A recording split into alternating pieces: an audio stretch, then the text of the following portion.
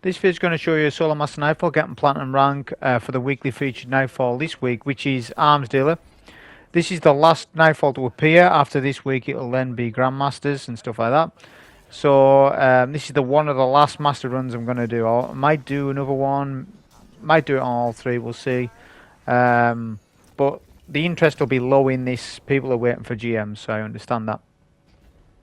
The loadout that I went with was Barrier Pulse, Kinetic. Then we've got Unstoppable Glaive, and then I'm using the exotic rocket launcher, Gjallarhorn. Because acute solar burn is on this Nightfall, rockets generally are favoured. Rockets are linears, but rockets are really good for champs and just the boss in general when we get there. So that's another reason why we've got that on. We've got the glaive on its void because there's void shields. There's quite a couple of them. Just be careful there. The backpack nearly killed me. I ran over it stupidly, not realising there was one there. So just be careful of that, of course. I'll pay more attention, obviously, when it gets to the GM difficulty. But for now, you know, we're just going to burst through it. So with this opening section, you want to take out the Thresher first. A rocket will make handy work. If you're high enough in power, then you'll easily one-shot these Threshers. Because of acute solar burn, you have a higher chance. So it literally is like the best solar rocket to use. So it's totally worth just running Galley. And then to supplement your primary and your glaive for damage, use things like Radiant via your melee. So Ember of Torches, that'll buff your damage. Meaning you don't need to spam that many not that many rockets on Unstoppables.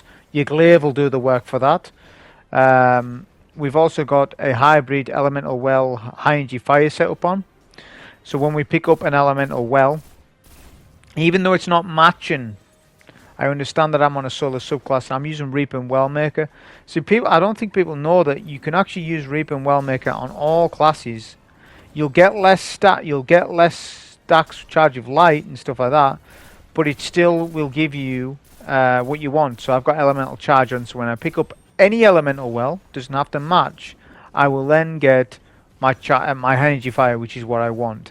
That'll become not very useful for now at the tank section, a little bit, but more so for the boss fight, right? We're going to let this Unstoppable chase us up here. Fun fact, they can't jump up, they've got to run around the ramp area to come to you, so you can actually easily control the Unstoppable there. We're just going to clear out a fraction of these ads. There is an Ultra, a Cabal Ultra that you can kill. I'm not going to kill him, I'm going to skip. Alright, on this difficulty we can just skip.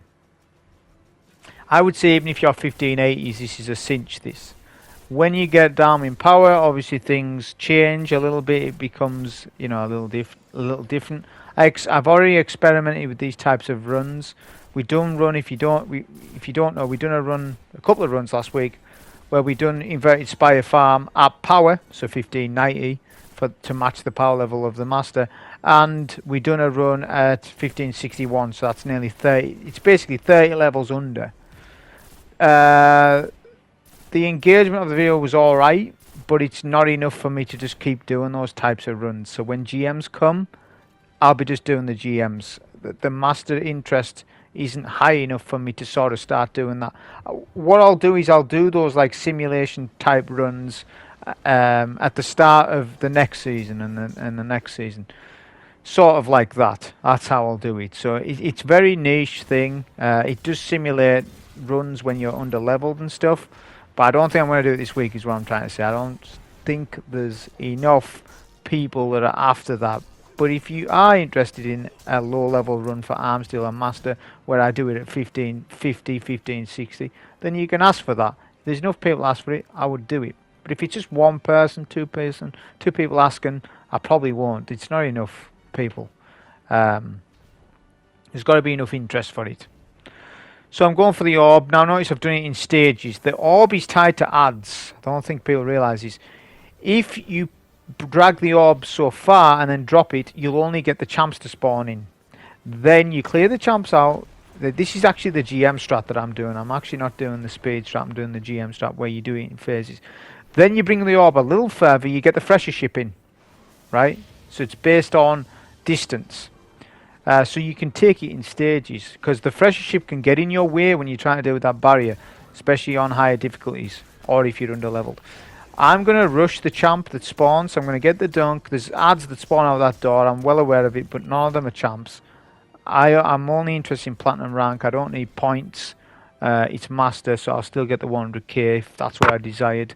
Not that I need it really, but it's a case of I can skip, just go for the champ and use the glaive. See, the glaive has a huge benefit from the Revitalizing Blast. It basically means you can one cycle them very easily. You can obviously give yourself radiant as well. Just before you stop them with your hammer, you get your hammer back and just glaive them. There's no need to use rockets. The only time when you want to use rockets really on an unstoppable at the least is if they're quite a far away from you. The tank section is a prime example of that. With the double tank room. We are going to skip this area here. It looks like I'm skipping everything, but I'm not. I am going to clear the champ to get platinum rank, obviously. I'm going to focus mainly on my primary. So you're going to see a lot of me using the Revitalizing Blast. See, Revitalizing Blast is so good because it saves on heavy. It does it like in the old days, right? When barriers first came out, all champs and stuff. You know, you had to spam Ariana's Vow, you had to spam heavy, and you'd really struggle ammo-wise. Nowadays, it's a role reverse.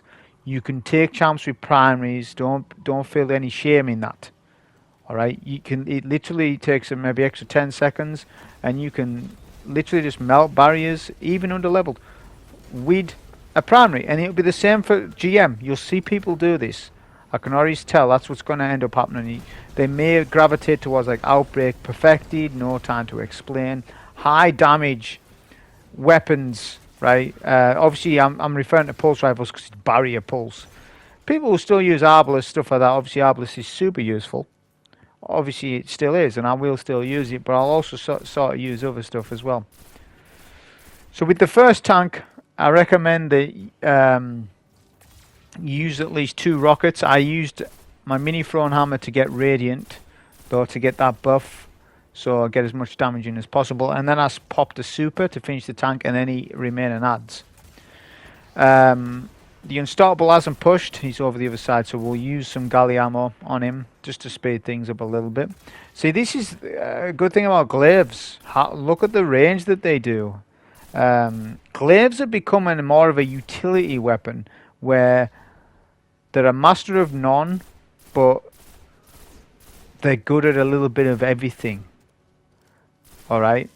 Their sustained damage is really, really good, especially with the melee combo. And the fact that you don't need ammo to stun champs, and it's a special weapon.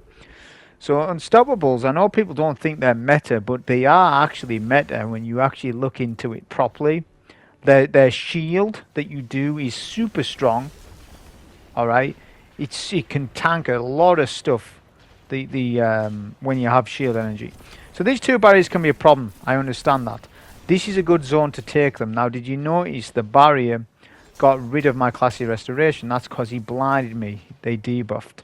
See, these enemies can debuff you. I believe it's probably... I'm not 100% because I haven't actually looked at the hotfix today, but I think it's intended that they're meant to get rid of classy restoration, but I haven't heard anyone say that it is. But I do realise people are aware of it because of duality. It's not just these though, it's mines and stuff that slow you. So if you ask me, it's probably intended, but I haven't read the hotfix what they've done today. So I'm going to be eating my words if they've actually fixed this. I haven't even read it, to be honest. I'll have a look at it later. So we've activated the switch over the other side. We'll activate switch 2. Make sure you got switch 1 up first, because if you're not in position, then you can't do some good damage from this. This side's better. That's what I'm trying to say. It's not as safe, but it's better. We'll do some galley damage to the tank. I don't know how I didn't get hit. I'm sort of lazy with my movement there. Now I'm sort of realising I need to move out the way. Them tanks can one-shot, so take them seriously. We're pushing back. Notice where I've pushed to though. There's a pillar right in front of the tank, which means he can't hit us where I'm standing. So what I'm trying to do here is get multiple stuns to get Revitalizing Blast proccing on all the champs. So it's doing area effect damage. That's what's so good about it. Like the more champions there is, the better this mod is. It'll also work the same when there's ads. Like if there's a bunch of ads surrounding like and Unstoppable, and you proc Revitalizing Blast, it clears them all out. It's super strong. We've run out of ammo. This is what I was just saying earlier. Even though I've run out of ammo, it does not matter for the glaive. Literally, the only reason why ammo is useful to me for this particular run is void shields. Otherwise, I wouldn't be using it that much. The ranged ability, I would mainly be doing the melee combo, which does more damage than the rage attack, and it doesn't consume ammo, of course, as we know. I'll pop a super to finish the tank off. And then we'll use the super to clear out the ultra, which will open the door. Look for ammo.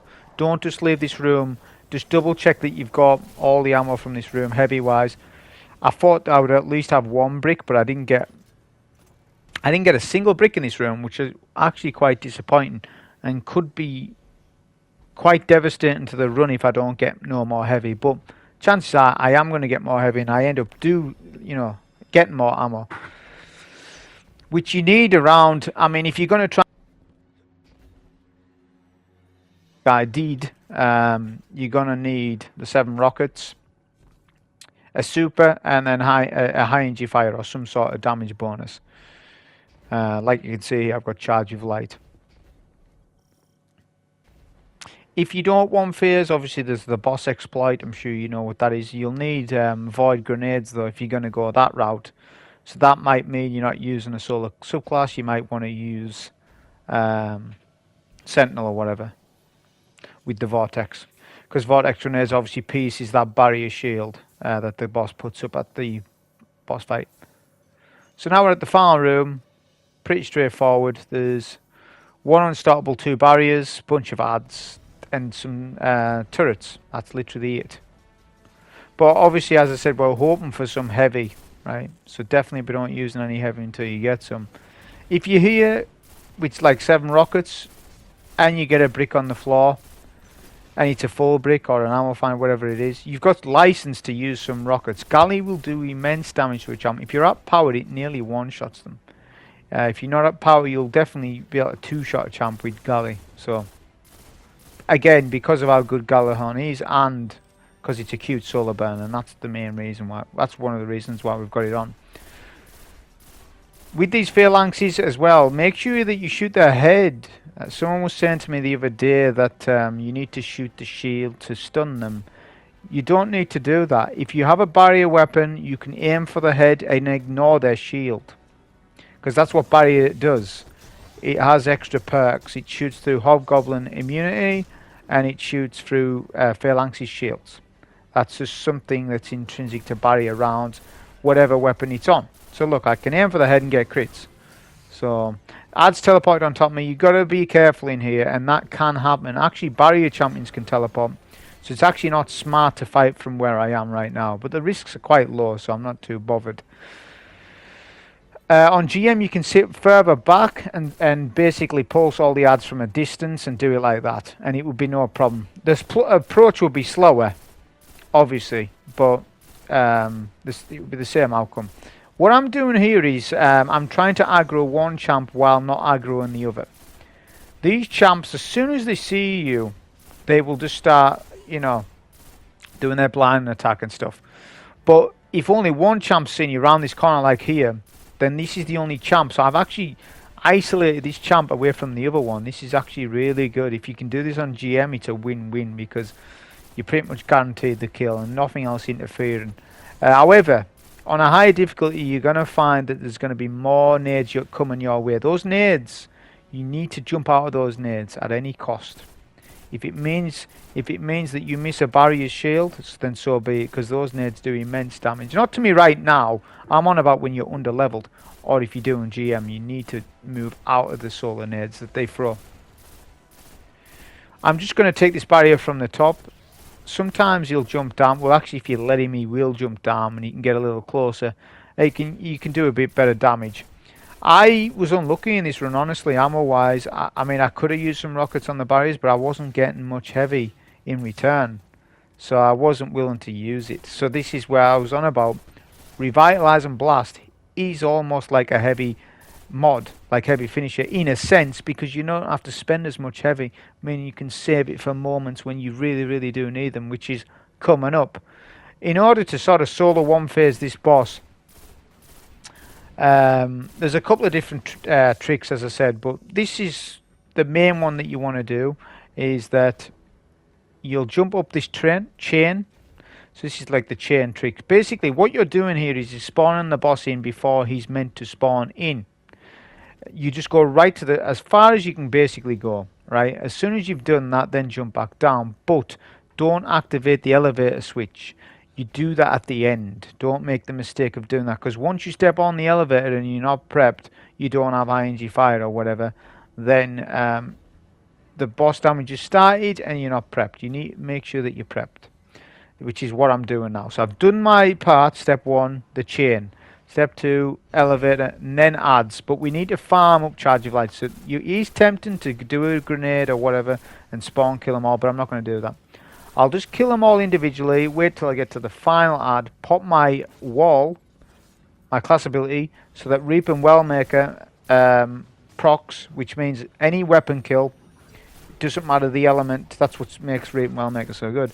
Any weapon kill after the wall has been popped, I get an element as well. I pick it up, so I'll step on lift, pick that up, get my damage bonus, and I've got 7 rockets.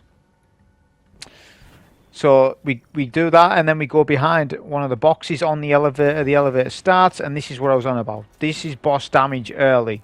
So we're just going to keep doing our rockets.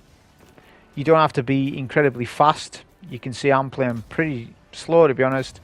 Just try to make sure he doesn't snipe you, but basically just spam all your rockets. After this point, you want to sort of jump up where he is at the very least, and pop a super. Try not to go too close to him. I've used the ranged Hammer of Sol rather than Burn and Maul. I just sort of prefer it, but if you want to use Burn and Maul, it would also work.